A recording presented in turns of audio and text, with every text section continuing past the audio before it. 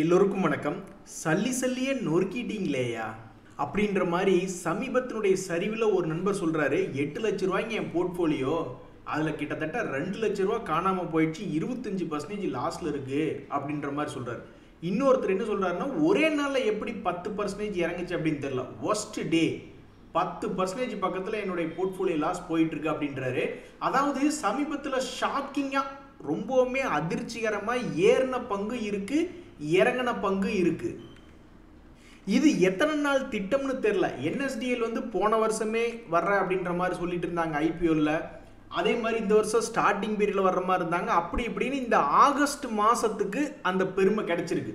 So கடந்த 5 நாட்கள்ல listing ஆனதுக்கு அப்புறம் 47% என்பது சம்பாரிச்சு கொடுத்து ஒரு பங்காக ரொம்ப ஷாக்கிங்கா 15% வெள்ளிக்கிழமை அன்னைக்கு ஏறின ஒரு பங்காக இந்த NSDL இருக்கு. இது பாசிட்டிவ் சர்ப்ரைஸ். இதே நெகட்டிவ் சர்ப்ரைஸ் அப்படின்னு பார்த்தீங்கன்னா, ரிசல்ட் வந்த பிறகு ரிசல்ட்டினுடைய இம்பேக்ட்னால கடைசி 2-3 மணி நேரத்தில் 23% இறங்கியிருக்குங்க. எத்தனை விளக்கு பூஜை வச்சாலும் இந்த சரிவு என்பது தடுத்து நிறுத்த முடியாது. ஏன்னா இது F&Oல இருக்கக்கூடிய ஒரு கம்பெனி. இதே ஒரு 5%, 10% அப்பர் லோயர் ஃப்ரீஸ் லிமிட்டுக்குள்ள இருக்கக்கூடிய F&Oல இல்லாத பங்குனா கூட பிரச்சனை இல்லை. இதெல்லாம் F&Oல இருக்கிறதுனால எவ்வளவு பெரிய சரி வந்தாலும் அதில் ஹெட்ஜிங் பண்ணியிருக்கலாம் அல்லது புட் ஆப்ஷன் வாங்கி வச்சிருக்கலாம் அப்படின்ற ஒரு கான்செப்ட் தான் இந்த F&O. அவங்க அந்த F&O செக்மெண்ட்டில் இருக்கக்கூடிய ஸ்டாக்குகள் எவ்வளவு வேணாலும் கீழே உழுகலாம் அப்படின்ற மாதிரி இருக்குது. அதுலேயும் வந்து குறிப்பாக ஒவ்வொரு முறையும் அந்த ஃப்ரீஸ் லிமிட், F&Oக்கு உண்டான ஃப்ரீஸ் லிமிட்டை ரிலீஸ் பண்ணி பார்ப்பாங்க.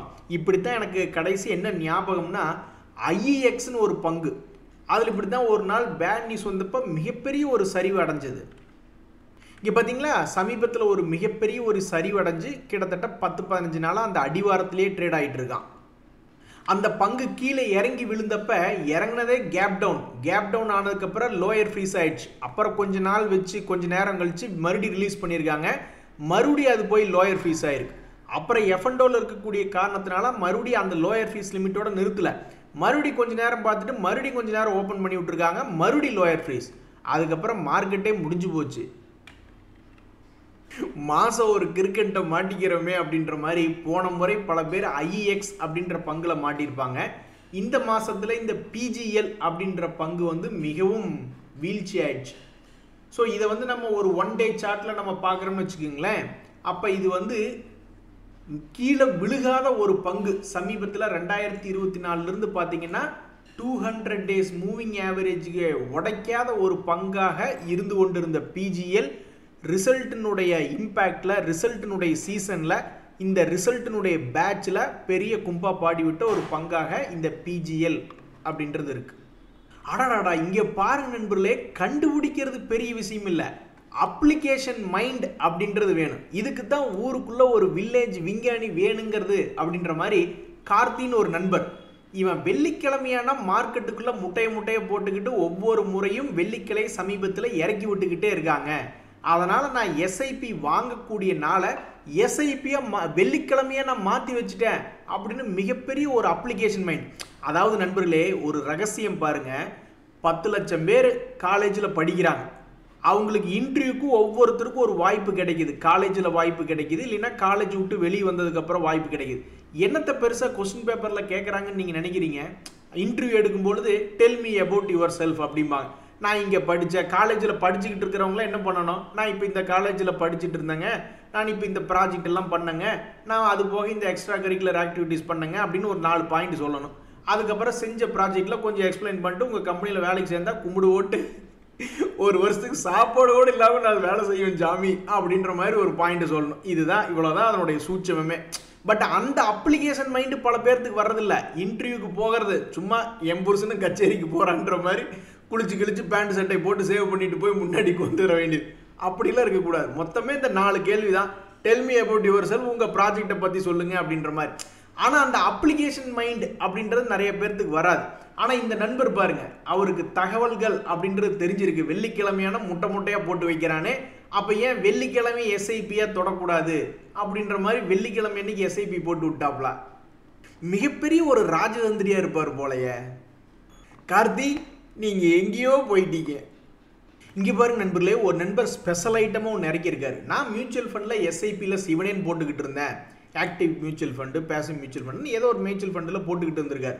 நான் சிவனேன்னு மியூச்சுவல் ஃபண்டில் போட்டுக்கிட்டு இருந்தேன். இப்போ எனக்கு வந்து 15% இப்போ வரைக்குமே கெயினில் தான் இருக்குது. ஸோ மார்க்கெட்டினுடைய வீழ்ச்சியில் இப்போ கொஞ்சம் தான் வீழ்ச்சி, ஒரு 1000 பாயிண்ட் தான் இறங்கியிருக்கு. பட் இருந்தாலும் இதுக்கே பல பேர் கதறிட்டு இருக்காங்க. பட் எனக்கு வந்து 15% லாபம் தான் அப்படின்றாரு. இன்னொரு நண்பர் என்ன சொல்கிறாருன்னா, இப்போ என் போர்ட்ஃபோலியோ 5% லாஸில் இருக்குது. நான் பாட்டுக்கு சிவனேன்னு மியூச்சுவல் ஃபண்டில் எஸ்ஐபி முறையில் ரொம்ப சிஸ்டமேட்டிக்காக, ரொம்ப ப்ரொஃபஷ்னலாக, ரொம்ப டிசிப்ளினாக இன்வெஸ்ட்மெண்ட் பண்ணிக்கிட்டு இருந்தேன். ஆனால் 2024 வரைக்கும் நான் சிவனேன்னு லாபத்தில் தான் இருந்தேன். அதுக்கப்புறம் வந்து போன வருஷம் தான் வந்தது இந்த லக்கி பாஸ்கர்னு ஒரு படம் வந்தது. அதில் வந்து சில கோல்மால் வேலைகள் பண்ணி பெரிய பணக்காரன் ஆயிடுவாப்ல அந்த ஹீரோ. அந்த லக்கி பாஸ்கர் பார்த்தேன், என் மனசு மாறிடுச்சு. அதுக்கப்புறம் நான் டைரெக்டாக ஸ்டாக்ல இன்வெஸ்ட்மெண்ட் பண்ண போனேன் ட்ரேடிங் அக்கௌண்ட்டில். இப்போ ட்ரம்ப் வந்து என்னுடைய லாபத்தினுடைய வாழ்க்கை பயணத்தை முடிச்சு வச்சுட்டாப்புல. இப்போ 5% லாஸில் போய்கிட்டு இருக்கு. சிவனேன்னு மியூச்சுவல் ஃபண்டில் பணத்தை போட்டு சந்தோஷமாக இருந்தவனை இந்த லக்கி பாஸ்கர் படம் வந்து கெடுத்து விட்டுருச்சு. இதில் பாருங்க இன்னொரு தகவல், அதாவது நம்மளுடைய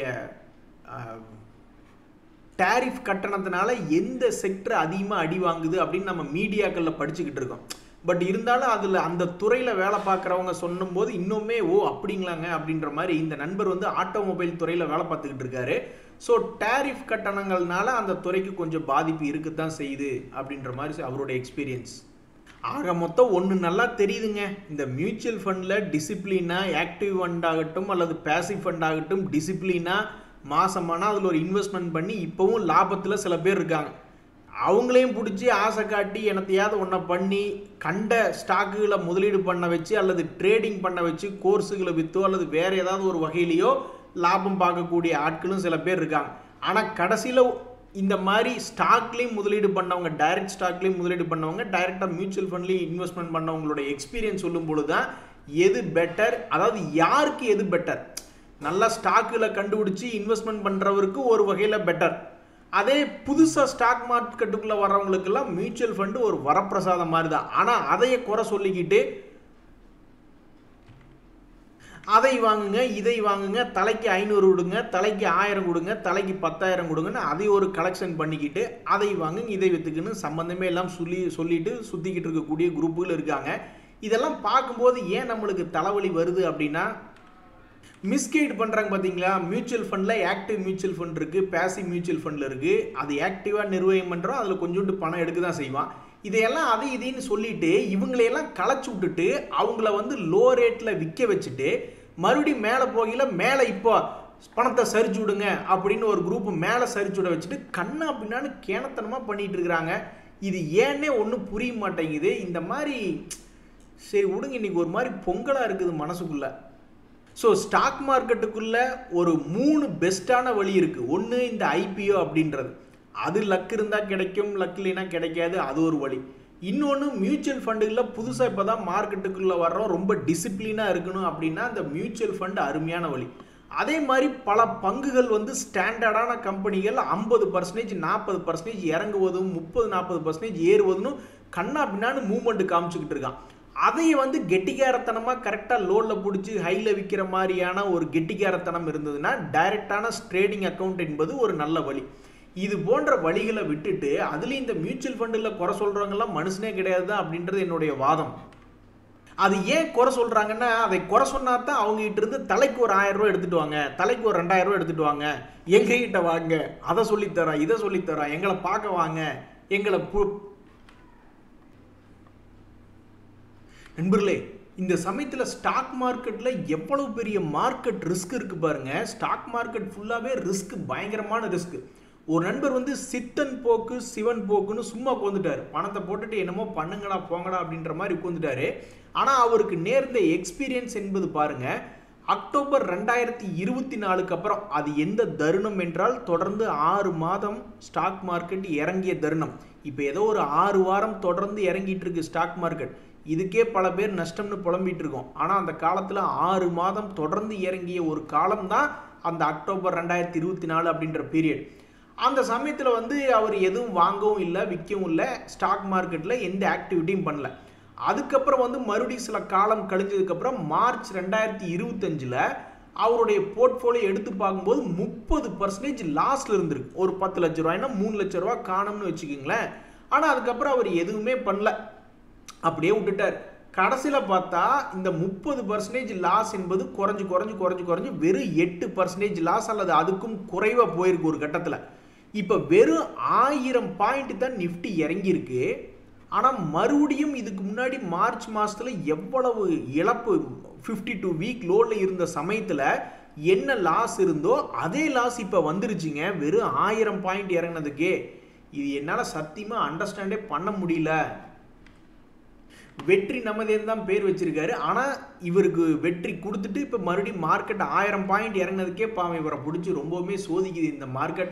அதாங்க மார்க்கெட்டில் மார்க்கெட் ரிஸ்க் அப்படின்றது இருக்குது. ஸோ அந்த மார்க்கெட் ரிஸ்க் இருக்கும் பொழுது நீங்கள் வாங்கி வச்சிருக்கிற செக்டர் அல்லது நீங்கள் வாங்கி வச்சிருக்கிற ஷேர்ஸில் ஏதோ ஒரு பிரச்சனைன்னு வச்சிங்களேன், இந்த மாதிரி பண்ணி விட்டுறாங்க. இதுக்கெல்லாம் காரணம் நம்ம ட்ரம்ப் அவர்கள் தான். அதை வந்து நம்ம அவாய்டே பண்ண முடியாது. ஒரு நண்பர் யோசிச்சு பார்க்குறாப்புல, சரி இந்தியான்னு பில்லு போட்டு அனுப்பிச்சா தானே நம்மளுக்கு அந்த மாதிரி நாட்டை பொறுத்து தானே, கண்ட்ரி வைஸ் தானே டேரிஃபு. நம்ம நாட்டிலிருந்து துபாய்க்கு அனுப்பிச்சு அங்கிருந்து அந்த லேபிளில் போட்டு அனுப்பிச்சோம்னாக்க நம்மளுக்கு ஒரு வேலை, அல்லது வேறு எங்கெல்லாம் வந்து வரி கம்மியும், ஒரு உதாரணத்துக்கு பக்கத்தில் பங்களாதேஷ் கூட தான் இருக்குது, பாகிஸ்தான் கூட தான் இருக்குது, இந்த மாதிரி ஏதாவது ஒரு நாட்டில் நம்மளுக்கு நெருங்கிய நாட்டில் அல்லது அந்த கம்பெனியினுடைய இன்டர்நேஷ்னல் கம்பெனின்னா எல்லா பக்கம் பிரான்ச் இருக்குது. யாருக்கு தெரியும்? திருப்பூர்லேயே இருக்கக்கூடிய பல கம்பெனிகளுக்கு பங்களாதேஷில் கூட பிரான்ச் இருக்கலாம். யாருக்கு தெரியும்? எடுத்து பார்த்தா தான் என்னன்றது தெரிய வரும். ஸோ அப்போ அந்த மாதிரி அனுப்பிச்சிடலாமில்ல அப்படின்ற மாதிரி யோசிக்கிறாரு. ஆனால் அந்த மாதிரி அனுப்பிச்சாலும் ஒரு கட்டத்தில் கண்டுபிடிக்கிறாங்க இல்லைங்க. திடீர்னு வந்து நீங்கள் வந்து எங்களுக்கு தேவையில்லாத ஒரு நாட்டிலேருந்து நீங்கள் அனுப்பிச்சிருக்கீங்கன்னு சொல்லி அந்த கம்பெனியை கண்டுபிடிச்சி அதுக்கு சாங்ஷன் அப்படின்றது போடுறாங்கல்ல. இனிமேல் உங்களோட எங்களுக்கு வர்த்தகம் இல்லை அப்படின்னு போடுறாங்கல்ல. ஸோ அதனால் அதை வச்சுக்கிட்டு ரொம்ப நாள்லாம் நீங்கள் யோசிக்கிற கண்டிப்பாக பெரிய பெரிய முதலாளிகள் பணம் கோடிக்கணக்கில் போட்டிருக்கிற முதலாளி யோசிக்காமையாக இருப்பாங்க. பட் பிடிச்சானாக்கா அப்புறம் மறுபடியும் கண்டுபிடிச்சிட்டு அப்புறம் டீலை நிறுத்திடுவானுங்க. சப்பா இன்னைக்கு ஒரே டென்ஷனப்பா டென்ஷன். அநியாயத்தை கண்டு தியாகி இன்னைக்கு ரொம்ப பொங்கிட்டான். ரொம்பவுமே அநியாயம் நடக்கிறத பார்த்துட்டு மனசு கேட்காம தேவையில்லாமல் பல பொங்கல்கள் அப்படின்னு போட்டிருக்கிறதுனால இன்னைக்கு ஒரு சந்தோஷமான நிகழ்வை பார்த்தோம்னா கொஞ்சம் மகிழ்ச்சி ஆகிடும். ஒரு நண்பர் சொல்கிறார், இந்த NSDL அப்படின்றது 2 லாட் எனக்கு அலாட் ஆச்சுங்க, எப்படியோ கொஞ்சோண்டு லாபத்தை கொடுத்தான், ரொம்ப நன்றி ஆண்டவா. ஐயோ என்னால் முடியல. நான் திரும்பவும் இன்னொரு பாயிண்ட் சொல்கிறேன். இங்கே பாருங்கள், மியூச்சுவல் ஃபண்டில் வந்து ரொம்ப ப்ரொஃபஷ்னலாக செபியினுடைய கைட்லைன்ஸில் ஏதாவது தப்பு பண்ணாலும் செபி கண்டுபிடிச்சிடுறாங்க. ஏதாவது தப்பு நடந்ததுன்னா கண்டுபிடிச்சிட்றாங்க. அவ்வளவு ரெகுலேஷனோட ரொம்ப ப்ரொஃபஷ்னலாக டிசிப்ளினாக இந்த உலகத்திலேயே வந்து SIPன்ற ஒரு நான் பல இடங்களில் வேலை பார்த்துருக்கேங்க. அப்போ நம்ம இந்த மார்க்கெட்லேயே இருக்கிறோம். இந்த மார்க்கெட்டில் ஒரு புதுசாக ஸ்டாக் மார்க்கெட்டுக்குள்ளே வர்றவங்க அல்லது ஒரு டிசிப்ளினாக பணம் ஏர்ன் பண்ணுறது, லாங் டேர்மில் ஏர்ன் பண்ணுறதுக்கு ஒரு வழி SIP இருக்குது அப்படின்ற மாதிரி. அது மியூச்சுவல் ஃபண்ட் ஆகட்டும், டைரெக்டான ட்ரேடிங் அக்கௌண்ட் ஆகட்டும், அதையே குறை சொல்லிட்டு அங்கிருந்து பணத்தை எடுத்து அது குறை சொல்கிறவங்க வந்து பணம் வாங்காமல் குறை சொல்கிறாங்களா, அவனுக்கு வேறு ஏதோ ஒரு வகையில் பணம் வேணும், அதுக்கு இங்கே இருக்கிற அக்கௌண்ட்டுகளெல்லாம் க்ளோஸ் பண்ண வச்சுக்கிட்டு அவங்ககிட்ட இழுத்தோம்னா அவங்ககிட்ட இருந்து காசை எடுக்கலாமே. ஒரு தலைக்கு 2000 3000 ஏதாவது ஒரு வகையில் அவனுக்கிட்ட இருந்து அங்கே போடுற பணத்தை இங்கே போட வச்சு பணம் எடுக்கலான்றதான் அவங்களுடைய குறிக்கோளாக இருக்குது. இதனாலேயே ஒரு நல்ல ஒரு டிசைனை தப்பு சொல்லிக்கிட்டே இருக்காங்க. ஏதாவது ஒரு விவாத மேடையில் மியூச்சுவல் ஃபண்டை பற்றி ஏதாவது தப்பு சொல்கிறாங்களோ யாராவது கிடைச்சான்னு வச்சுங்களேன், பிடிச்சி கிளின்னு பிடிச்சி கிழிச்சு விட்ருவேன். ஏன்னா நீங்கள் உங்களுடைய பர்சனல் எக்ஸ்பீரியன்ஸ் பாருங்கள் நண்பர்களே. உங்களுடைய பர்சனலாக நீங்கள் ட்ரேடிங் அக்கௌண்ட்லேயும் போட்டிருக்கீங்க, ஒரு மியூச்சுவல் ஃபண்ட்லேயும் டிசிப்ளினாக SIP வழியாக போயிட்டு வர்றீங்க. அது ஆக்டிவ் ஃபண்டாக இருக்கட்டும், பேசிவ் ஃபண்டாக இருக்கட்டும், எதாக இருக்கட்டும். பட் மார்க்கெட் கீழிருந்து மேலே ரெக்கவரி ஆகும் வரும்பொழுது உங்களுக்கு எதில் ஃபஸ்ட்டு கெயின் என்பது வருது நண்பர்கள். இங்கே பாருங்கள், மார்க்கெட் ரிஸ்க் இருக்குது. அதே மாதிரி மார்க்கெட்டை புரிஞ்சுக்க முடியல அப்படின்றதுக்கு இன்னொரு உதாரணம் பாருங்கள். மார்க்கெட்டில் பெரிய ஆளுக FIS DIS தான். அவங்க ஏதாவது ஒரு ஸ்டாக்கில் போய் இன்வெஸ்ட்மெண்ட் பண்ணுறாங்கன்னா அது ஏதாவது ஒரு அனலைஸ் பண்ணி பண்ணுறாங்களா என்ன அப்படின்றது ஒரு பட்சம்.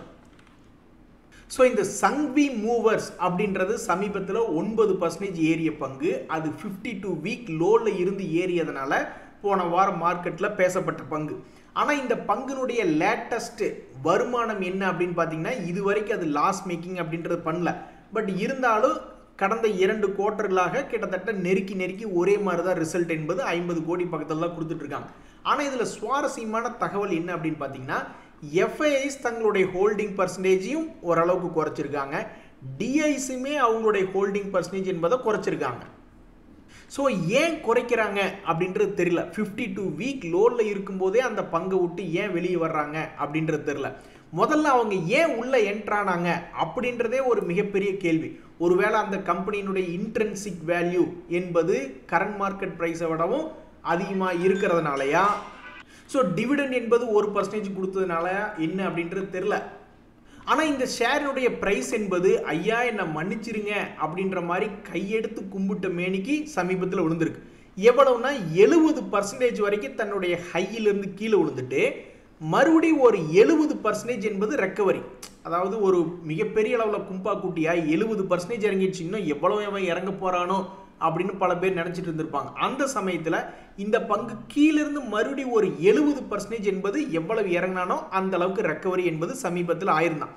அதுக்கப்புறம் வந்து என்னாச்சுன்னா இந்த பங்கு மறுபடியும் 340 ரூபா ரேஞ்சிலிருந்து 240 ரூபா வரைக்கும் விழுந்துட்டு மறுபடியும் 200 டேஸ் மூவிங் ஆவரேஜ் அப்படின்னு இந்த இடத்துல வந்திருக்கிறதுனால பத்திரிகையில் இது வந்து டிஸ்கஸ் பண்ணிக்கிட்டு இருக்காங்க. இந்த Sanghavi movers 200 days moving average தொட்ட பங்குகளுடைய லிஸ்ட் அப்படின்றது எடுத்து பார்க்கும் பொழுது இந்த பங்கும் கீழே 240லேருந்து 300 ரூபா ஏறி இப்படி வந்திருக்கு. ஸோ மார்க்கெட் ரிஸ்க் பார்த்தீங்களா, ஏன் இறங்குது ஏன் ஏறுது அப்படின்றது ஒரு தகவல். இன்னொன்று அந்த பங்கு லாபம் பண்ணிக்கிட்டே இருக்குது அப்படின்றது இன்னொரு தகவல். ஆனாலும் பெரிய முதலீட்டாளர்கள் ஏன் குறைச்சிருக்காங்க அப்படின்ற கேள்விக்கு பதில் இல்லை.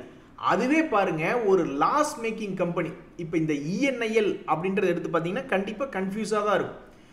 இந்த இஎன்ஐஎல் அப்படின்றத எடுத்து பார்த்தீங்கன்னா அந்த பங்கு சமீபத்தில் சில குவார்ட்டரில் திடீர்னு லாஸ் மேக்கிங் பேக்ரவுண்ட் செக் அப்படிம்பாங்க. ஒருத்தர் வேலைக்கு எடுக்கிறதுக்கு முன்னாடி பேக்ரவுண்ட் செக் அப்படின்ற மாதிரி சில பேர் வந்து ஒரு கம்பெனி வாங்கணும்னா அதனுடைய பேக்ரவுண்ட் செக் சமீபத்தில் 2-3 வருஷத்தில் எப்படி அவன் பர்ஃபார்ம் பண்ணிக்கிட்டு இருந்தான் அப்படின்னு எடுத்து பார்க்கும்போது ஏதாவது ஒரு 2-3 குவார்ட்டரில் லாஸ் மேக்கிங்னாவே இருந்தாவே டக்குன்னு கையெடுத்து கும்பிட்டுருவாங்க. ஏன்னா நீ என்னைக்காவது ஒரு நாள் எனக்கு கையெடுத்து கும்பிட்டு இறங்கிடுவே அப்படின்ற மாதிரி அவங்க மனசுக்குள்ள ஒரு கான்செப்ட்.